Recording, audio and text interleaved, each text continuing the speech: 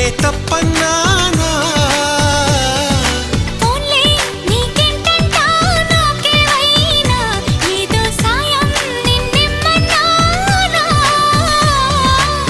వలపంటే నిప్పు లాంటిది కలకాలం దాచలేనిది సలహా విని ఒప్పుకోవే ఇక